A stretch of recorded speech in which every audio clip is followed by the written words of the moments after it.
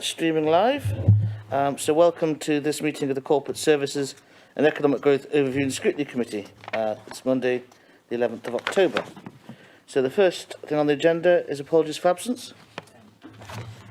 Have we got any apologies? Yes, Chair. Councillor Wearmouth did give me his apologies, but he's just walked in, so it doesn't matter. Right, he's unapologised. Right, okay. Anybody else? No. Right, okay. Minutes of the previous meeting. That's been circulated. Are we happy that they're a fair reflection? Happy to approve those? Agreed. Agreed. Thank you. Disclosure of members' interests. Anything on the agenda? No. Okay. Next, we have the forward plan of the Cabinet decisions, which is there for information. Appendix A, 13 to 18. Anything on there of any note that we took? Okay. No, just it's more for members to note. There's obviously 4 reports at this meeting that'll all go to Cabinet on the 12th of October. Yeah, okay. And so we go to our first report, which is the Council Tax Support Scheme. And Richard is the Cabinet member for that. So do you want to do a brief introduction and I'll pass to Graham? Thank you very much, Chair. So this is a document that many of you will be familiar with over a period of time. We're not proposing that the level of support changes from recent previous years. This has to be done now so that we can go through the budget setting process and so on. So we continue to have 92% as a level of support, which remains subject to what Durham do, the second most generous level of support across the entire North East, and one of probably not very many councils across the entirety of England that provide this level of support. I don't propose to go into it at length. It's very clear and relatively short report. I think we probably have Jan here who can answer any technical questions if needed, or perhaps that will fall to Graham. Thank you. Thank you, Richard. Graham, would you like to give us a brief overview and then we'll take questions or comments? Yes, thank you, Chair. Graham Barnes, I'm the Revenues and Benefits Manager. Council tax sits under my remit at this moment in time. Like Councillor Wearmouth said, we have a requirement as a council to set a council tax support scheme for our residents. The scheme covers a pensioner element, but also the working age element. The pensioner element is still prescribed by government, and that will remain at 100% relief. So anyone who's in that bracket of a pensioner on a low income will get up to a maximum of the full liability paid through this scheme. The working age element of the scheme is completely at the discretion of the council. And Councillor Wearmouth has set out, as has the report on paragraph 17, the level of support that's in place for the neighbouring councils in the North East. In Northumberland, we have a caseload of 26,469, of which 16,353 are currently classed as working age. I think it's worth mentioning that as a result, although we've had the same scheme with a maximum of 92% in Northumberland for the last 2 financial years, the 2021 financial year was assisted by the government introducing a £150 support payment, which for quite a lot of our residents actually covered that liability and meant that they had nothing to pay in that year. Similarly, there's currently a hardship scheme in place for the current financial year, 21-22, up to a maximum of £300, which similarly again has reduced liability for quite a high number of our working age claimants, and meant that that's obviously assisted the collection rate as well for the previous and current financial year. As Councillor Wearmouth said, the proposal within this report is to continue the current year's scheme as the 22-23 scheme, which will provide 100% support for pensioner caseload and a maximum of 92% for working age caseload. The recommendation in the report, Chair, is for this committee, Scrutiny, to recommend to Cabinet tomorrow to approve the scheme, which was included as an appendices. I do appreciate it's a weighty document, and there's often comment made on that every year. And that is the proposal, Chair. Thank you very much, Graham. Yes. Oh, Liz. Thank you, Chair. Are we taking questions now? Or? Yes. Yeah, thanks. Just to start off, it sort of worries me that at the present time we seem to be heading for a sort of perfect poverty storm, shall we say. And yet as a council we just seem happy to continue with last year's scheme. Furloughs ending, food's going up, energy prices are going up, and thousands of people, including those in work, are facing a lot of benefit cuts. And as a council, I believe we need to be strengthening the safety nets that we have for the most vulnerable amongst us and not adding to the difficulties that they face. I don't think we should dismiss the poorest among us as collateral damage in the current financial situation. And I've got to say right at the outset that I couldn't agree with recommendation 4 of this report for this reason. I propose that we'll look at putting this back to 100%, the level that it was before the 2019-20 scheme was imposed. Thank you. Councillor Wallace. Thanks, Chair. Can I firstly second Councillor Dunn's proposal that we look at number 4 again? Can I ask a question? I'm not convinced that in 22-23 the safety net will be put in place for the working age claimants. Could I ask Mr Barnes, is that a guarantee? I'm not aware of any plans at this moment in time, Councillor. Thank you. So we have it in our own hands to provide that guarantee. I was at audit last week along with 1 or 2 other members. And I know I brought some of the papers with me today.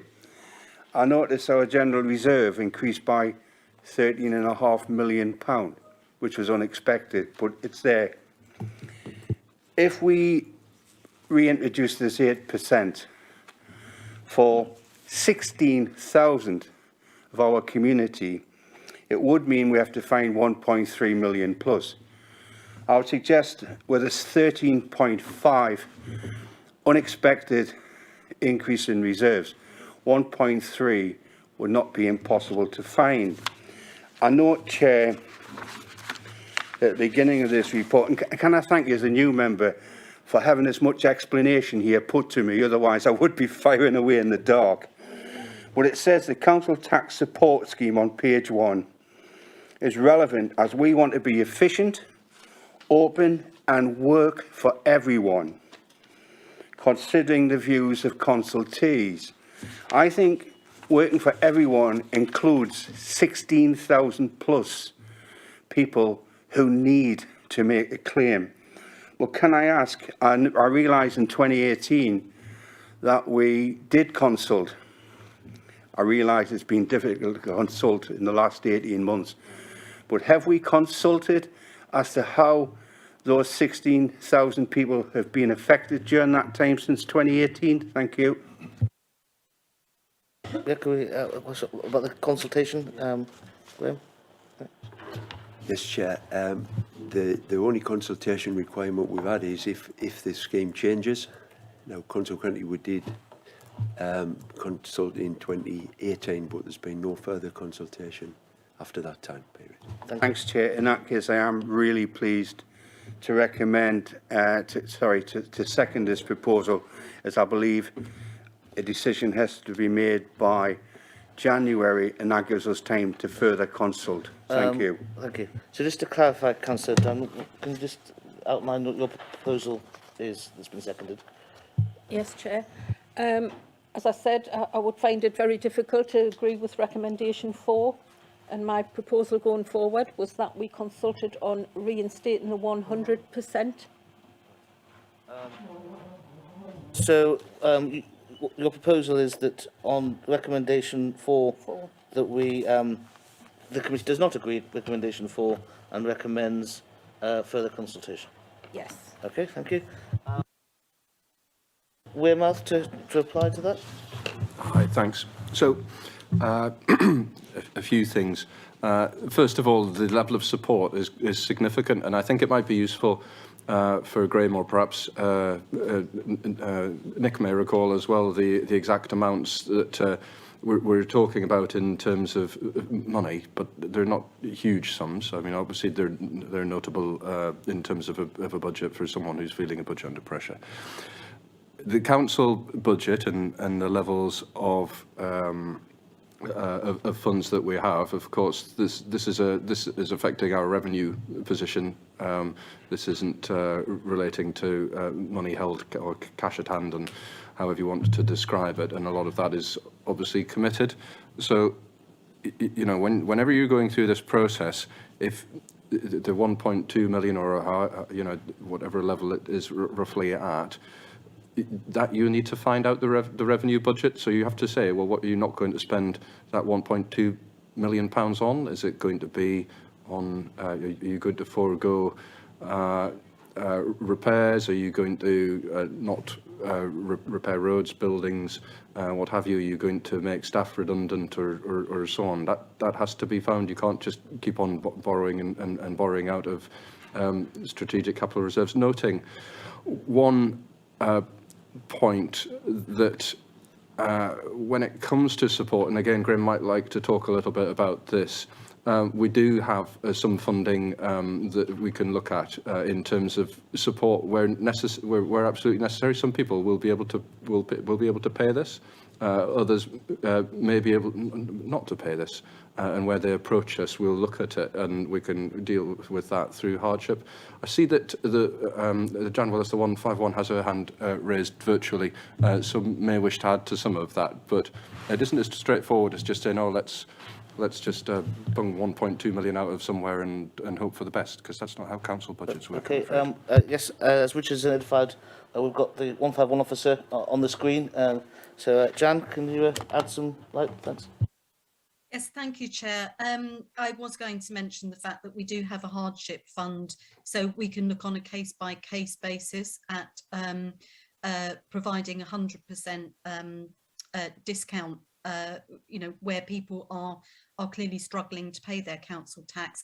But the other relevant matter that I wanted to make the committee aware of is the fact that within the last week we have received a grant allocation under the Household Support Fund of £2.4 million, which is specifically to provide additional support for households, and particularly those with children, but not exclusively those with children, to help them deal with rising prices and the continuing impact of COVID.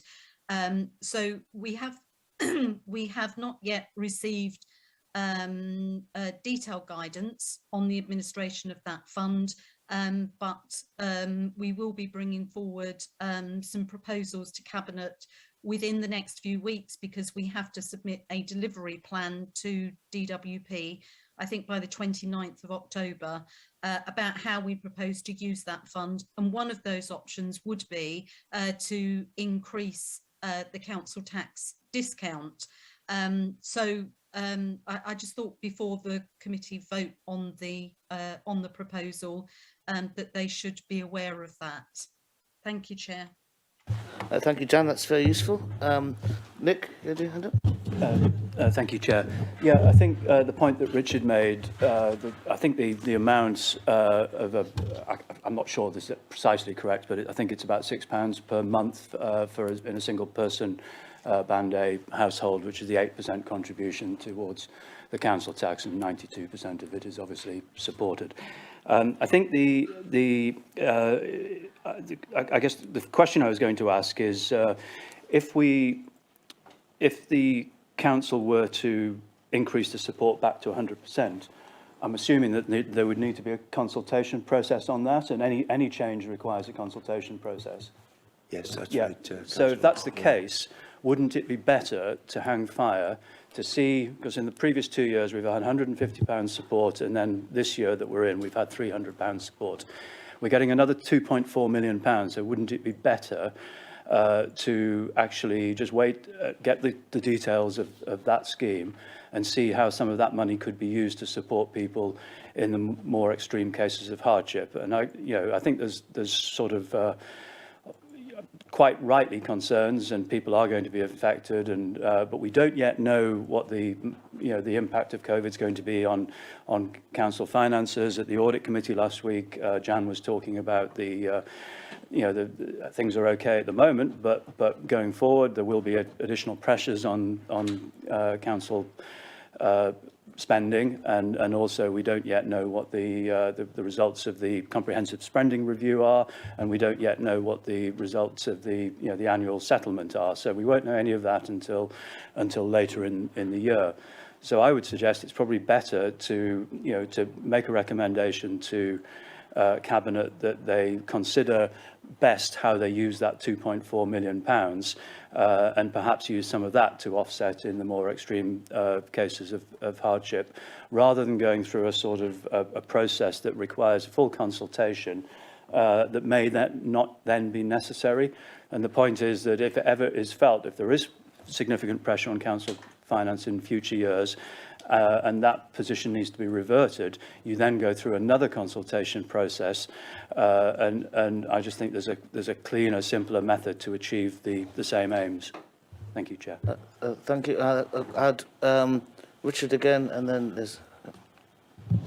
Thank you, Chair. I think, and just to make sure that I understood Councillor Oliver correctly, what would be really useful, I'm sure, for the Cabinet would be to understand, is this in principle, it should never be 92% feedback from scrutiny, i.e. it should be always 100%, or is this specifically linked to COVID and changes around benefits? Because if it's the case, as Jan, Nick and to an extent myself have already outlined, there's ways and means to alleviate that pressure and to make sure that those who are in more challenging positions, and that might well, as it has previously, I'm sure Graham would tell me, last year included everybody in that bracket, covered this out?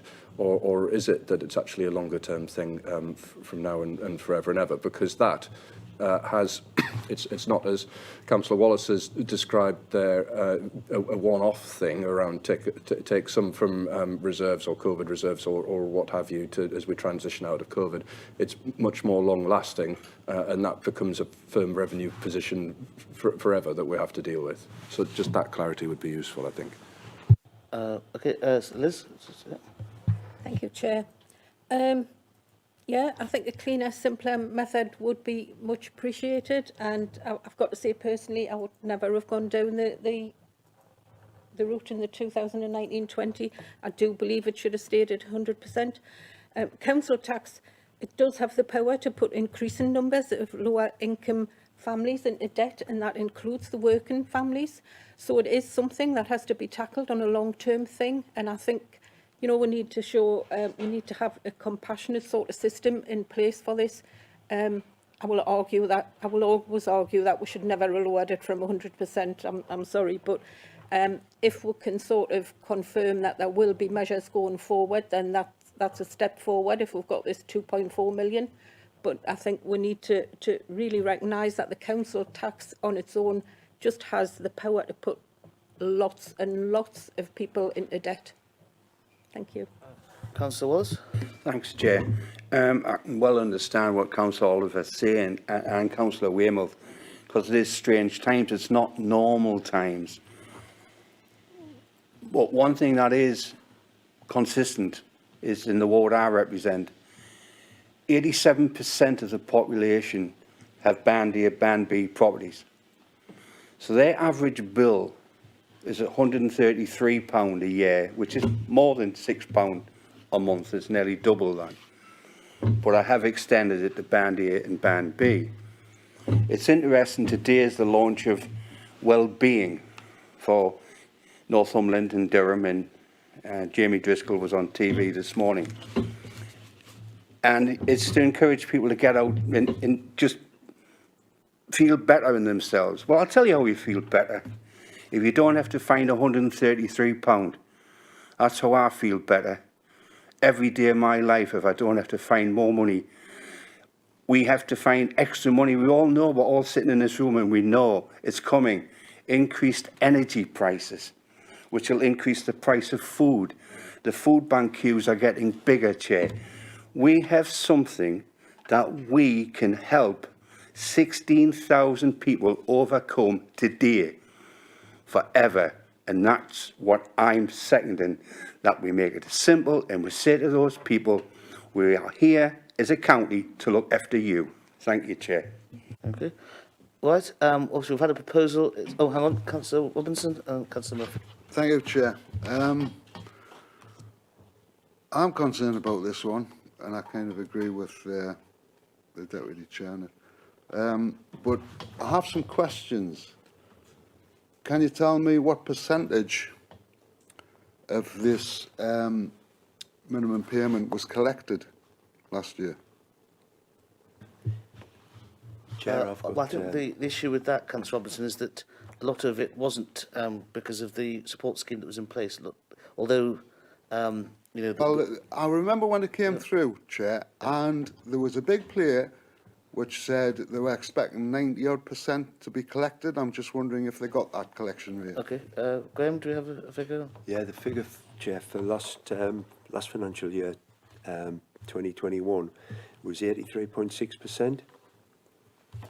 It's probably worth just pointing out, like you've made reference to, obviously the hardship payment had an impact on that, but also the sort of recovery action, etc., didn't take place during COVID as it would have, not just for council tax support, right across the council tax collection part, due to the fact that the magistrates' courts closed, etc. So there was some limitation there, but that was the figure, Chair.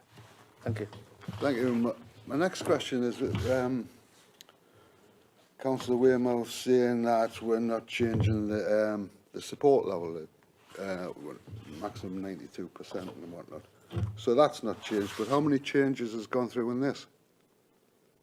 Because that's, I've only had a few days to read it, and I'm struggling to read through it.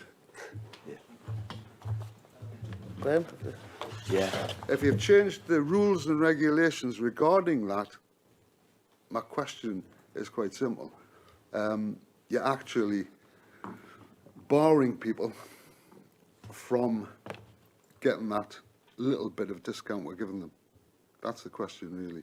So how many changes have gone through in the rules and regulations regarding it? Well, the scheme, Councillor, is the same scheme. I mean, obviously it gets updated each year for annual uprating and things like that, but they are government produced figures. So the essence of the scheme is exactly the same as what it has been in previous years. I appreciate it is a very weighty document, but that's a document that we're required to publish. Yeah. Well, my last point really would be, it would be a lot more helpful to know what the actual council tax rate was going to be for next year, obviously. Yeah. With regard to this, we seem to be putting the egg before the chicken, really. Well, that's my general point. Thank you. Councillor Murphy? Thanks, Chair. I just wanted to make a brief point about that all debts are not created equal. And I think it's really important to remember the enormity of a council tax debt for a family in comparison with other types of debt. Anyone who's worked with the low-income families or worked with people in debt will understand the first thing you're told is to prioritise your debts. And ironically, even though you can die of not eating and you can die of not having access to heating, you can't die of not paying your council tax, but that's a higher priority. And you must find rent, mortgage and council tax So given the pressures that Councillor Dunn and Councillor Wallace are talking about with the huge increase in energy costs and food increases as well, I think we'll have to remember that, you know, debts are not created equally, and it's a huge, huge burden to a family. It might only be £6, but it's a lot of money if you haven't got it. Thank you. Thank you. Oh, Councillor Taylor. Thank you, Chair. I just wanted to clarify, really, a figure of 83.6% collected on the back of Councillor Robinson's question. Is that hardship cases that were actually collected through courts last year? No, Chair. Thank you. That was the collection rate for people who were in receipt of council tax support. Right. So it's that cohort of people who have liability but who receive some council tax support. Okay. And just a follow-up, if you don't mind. Do we let people know that if they've got hardship, that they can apply for some kind of relief from this, that we will help them and support them? I mean, are we advertising this out? Do we let people know? Or are we just relying on them to hopefully find their way to some help? Yeah, I can pick that one up, Chair.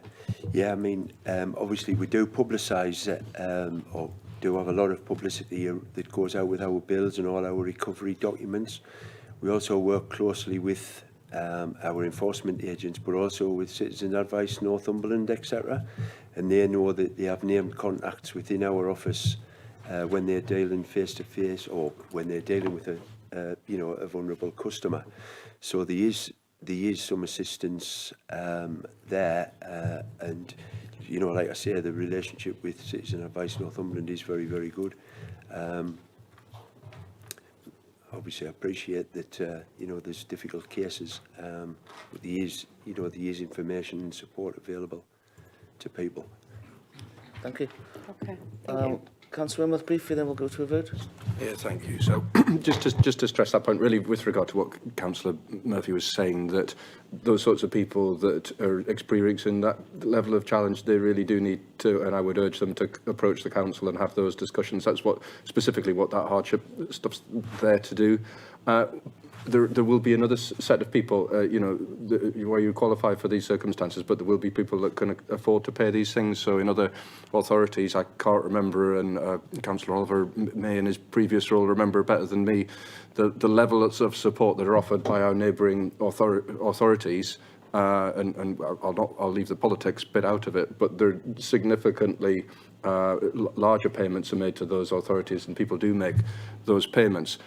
It's you know, I'll choose my words carefully, but if you can afford to pay your council tax, you should afford to pay your council tax. If you can't, you should approach us for a hardship grant. I might not like the idea of having to pay council tax, because everybody would not like to pay it given the opportunity, but if you can afford to pay it, you should, because everybody benefits from the services that the council provides.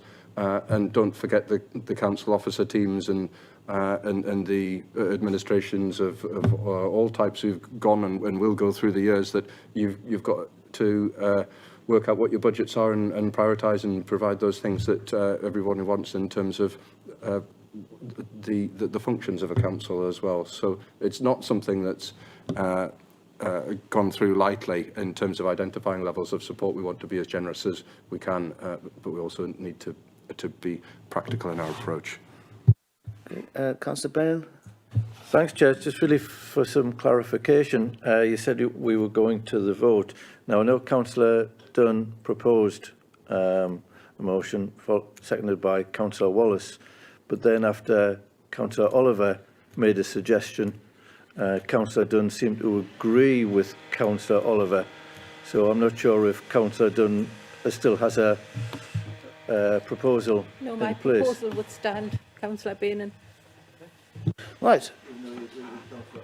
Yeah. Councillor Robinson. Yeah. Thank you, Chair. You know, we're making a recommendation to Cabinet, and what I would like Cabinet to consider is the fact that we've had 2 years of disruption. We've seen emergency motions put in place. We've seen this council do things which in the normal course of business it wouldn't have entertained. I think given the changes going forward, especially to the working age taxpayers, I think something should be maybe thought of as a temporary measure to see how things settle down, because this could hit a lot of people. Inflation, price rises, it's going to force a lot of our working population backwards, not forwards. So I would like the Cabinet to consider something, even if it's just temporary, along those lines. Nick, very briefly, Be we'll very get brief, to a thank vote. you. No, just the point I'd make is about the taking, because the original proposal was to use capital, reuse reserves. I'll just make the point that you can only use reserves once. This is a recurring cost that we're effectively talking about funding out of reserves, which can only be spent once, because it's not recurring revenue in reserves. So I wonder whether the proposal might be slightly amended to say, and I accept that Councillor Dunn doesn't want to move away from the position that she believes that council tax support should always be at 100%, but the Cabinet may not accept that position. And in order to try and achieve something that actually tries to get a result in terms of what we all want, which is support for the most vulnerable, whether she would be willing to amend the wording to something along the lines of, or to add at the end, or to consider some sort of support scheme using using some of the 2.4 million that Jan has told us about.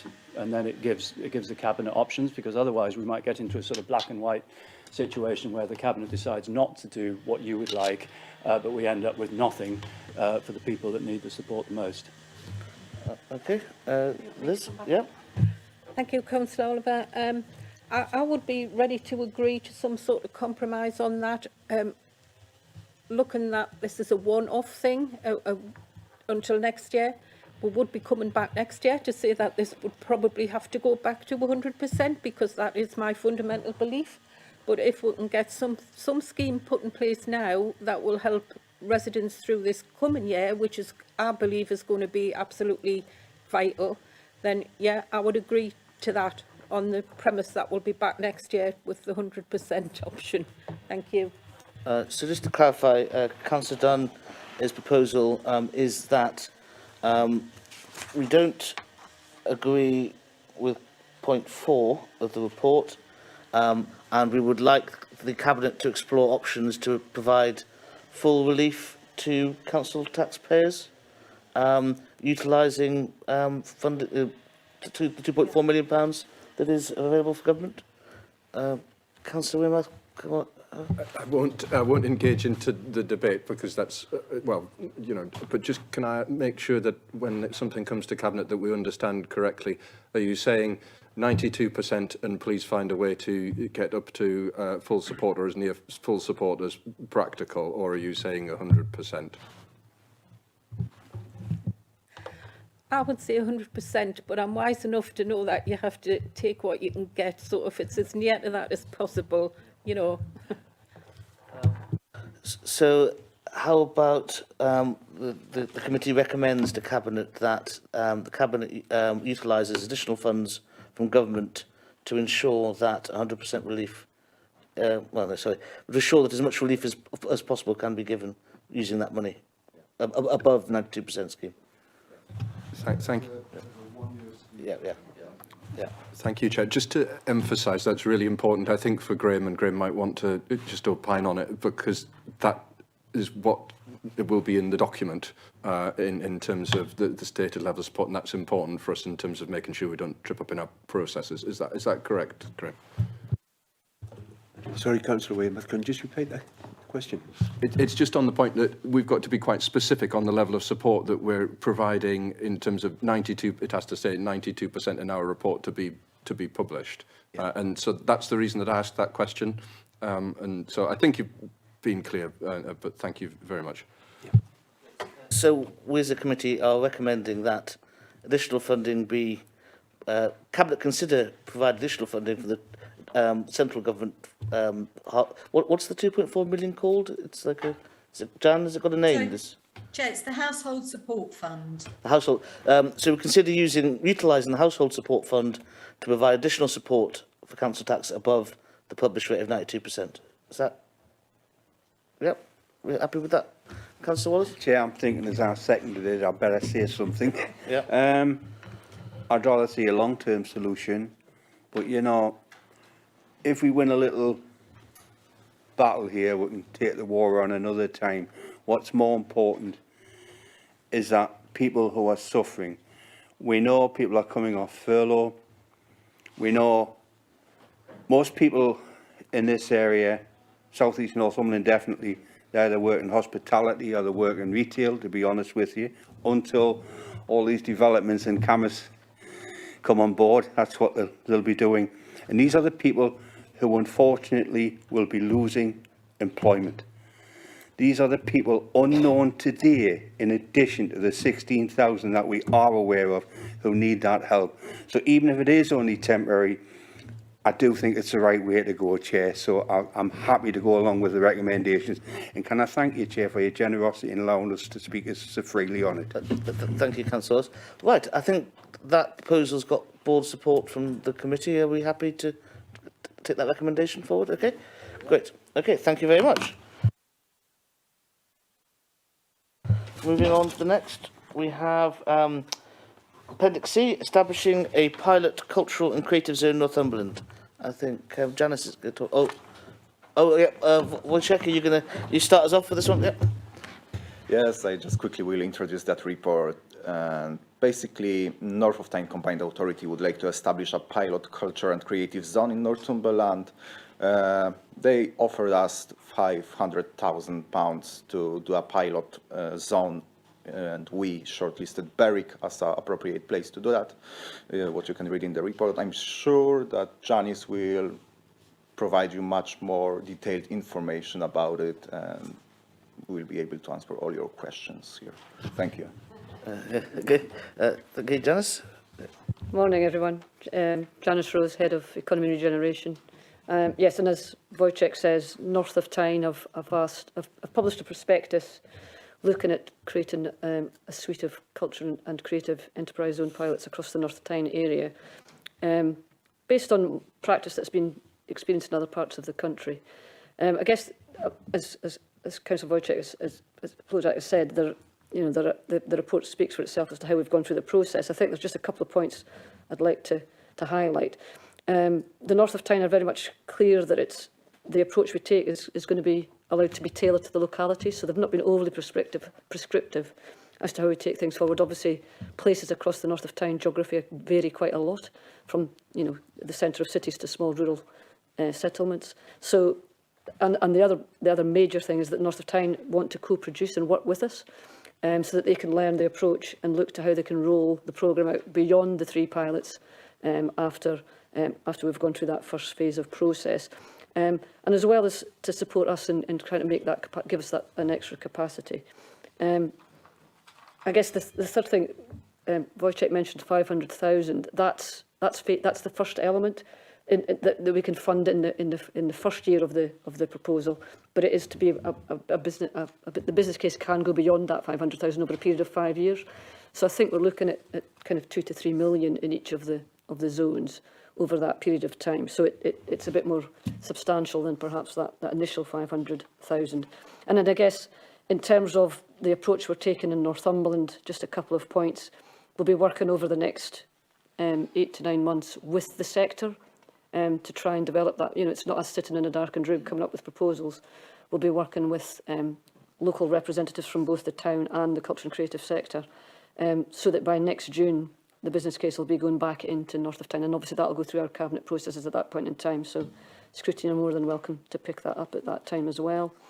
The rationale we've taken for selecting the pilot area, the big message we got from the sector themselves was you can't start such a zone from scratch where there's no presence of culture already. You really need to have some semblance of something that you can build from. And so on that basis, we started from the Arts Council's list of national portfolio organisations to get us to those towns that perhaps have a critical capacity already. That brought us to 3, Ashington, Hexham and Berwick. Ashington is currently going through a significant growth plan exercise where, with a view to making a significant application to the Levelling Up Fund. Culture will be part of that process. So we feel that Ashington's covered through another lens. And then that left Hexham and Berwick, and as you see, the table in the report tries to outline the cultural assets and opportunities in both those towns. Hexham does actually have a heritage action zone at this point in time, which also has a cultural element. So our recommendation is that Berwick is perhaps the best place at this point in time with the cultural assets to maximise the opportunities of this pilot. And I think as part of the process, we'll invite colleagues from Hexham to also participate in the process with a view to Hexham being a subsequent zone at a point in the future. I'll finish there. Thank you. The report's very comprehensive and explains how the rationale of picking Berwick was come about. Have we got any questions about the scheme? It was quite exciting. Councillor Robinson. Thank you, Chair. Just wanted to... what it says is audiences' tastes and expectations are changing. Can you explain that a little bit, Janice? I couldn't quite catch what you said. Sorry. It says audiences' tastes and expectations are changing. Can you inform us what's meant by that? Can you just point me to where it's that's... in community engagement, page 29. You see, what the reference I'm going to make, just to forewarn you, is you're talking about these changes in expectations, and yet you've picked the 3 places that are, I'm not saying stayed, but they're there now, and you've given your reason for that. Funnily enough, when asked, they've said, use us. You know, I mean, but are these changes to expectations not giving you a free hand to be more innovative with your choices?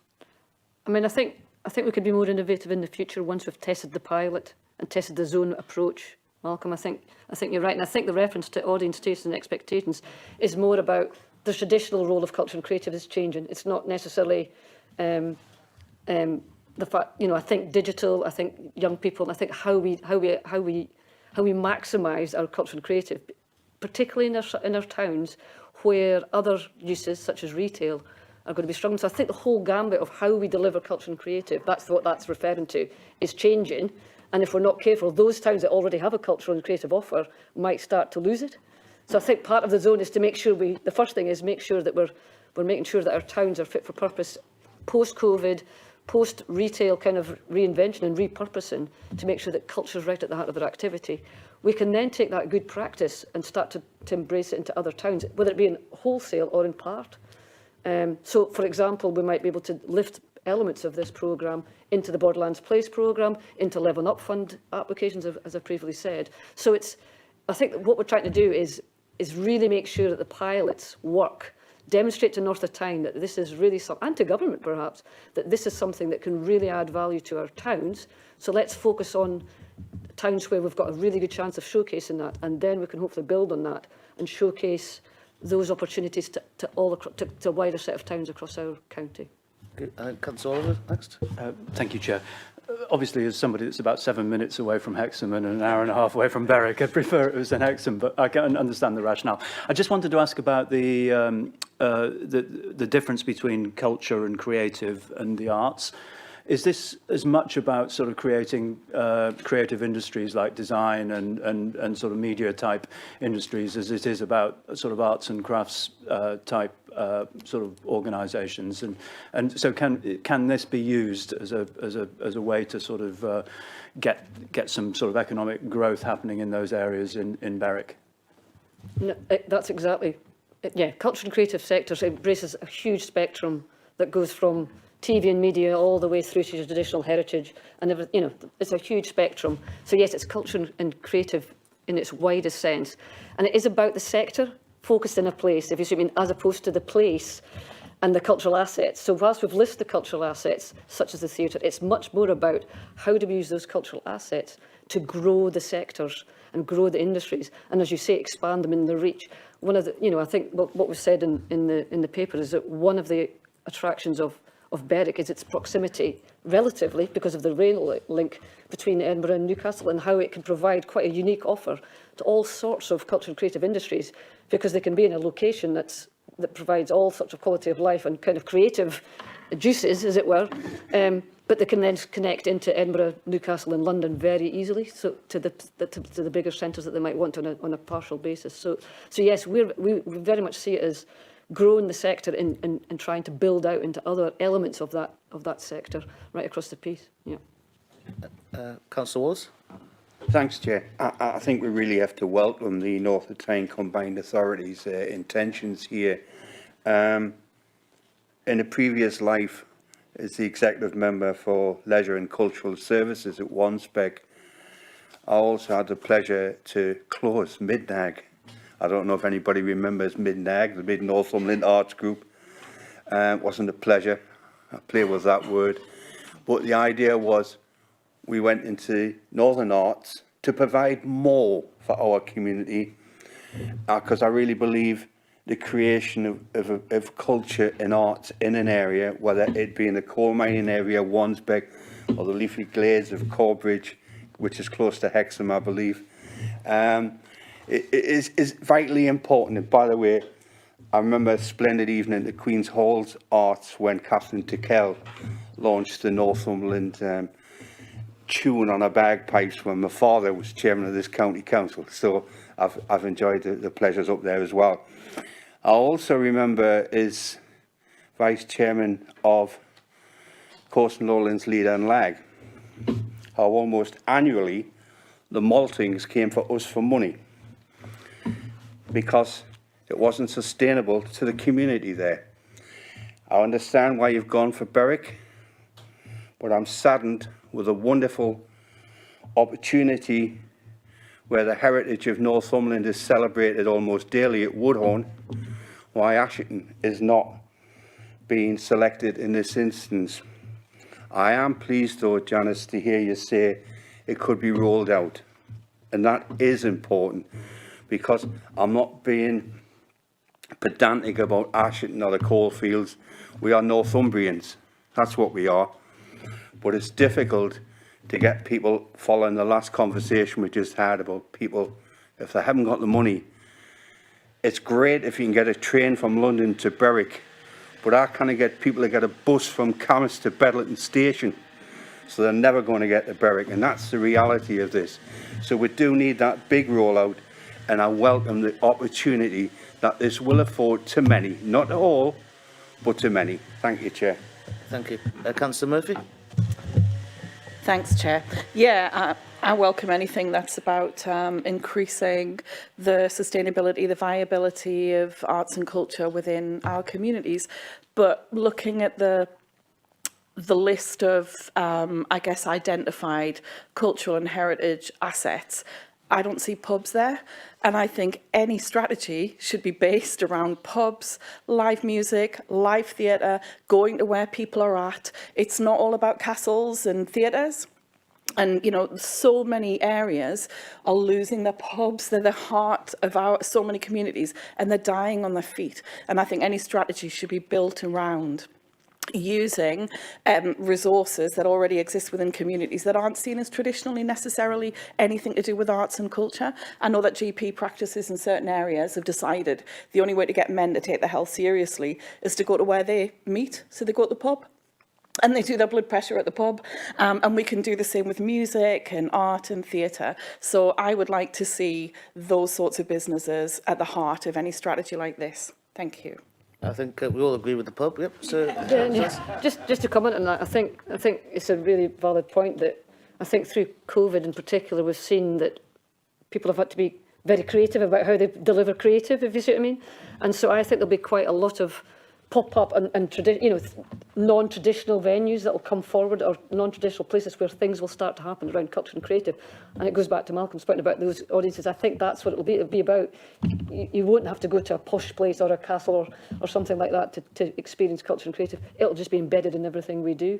But I guess the what the sector have advised us is that the easiest, the best place to showcase that is from a place that already has some of that cultural asset. But as I say, we're really keen to make sure that we use the experience of this pilot to make sure it's spread to other places through either a similar zone or through other mechanisms that we'll have access to. Okay, thank you, members. I think no more to speak. I think we've got board support for the recommendations in that report. Are we happy to recommend that to Cabinet? Yep, thank you very much. Right. So we've done that one. Now we've got the work programme, which is Appendix D for note. For you to note. Nothing on there that we need to highlight. No. Urgent business, if any. I have not been notified of any. So now I move to part 2 of the meeting, and I move that we exclude the press and the public under section 100A4 of the Government Act. You all agreed? Agreed? Cut the feed? Is that...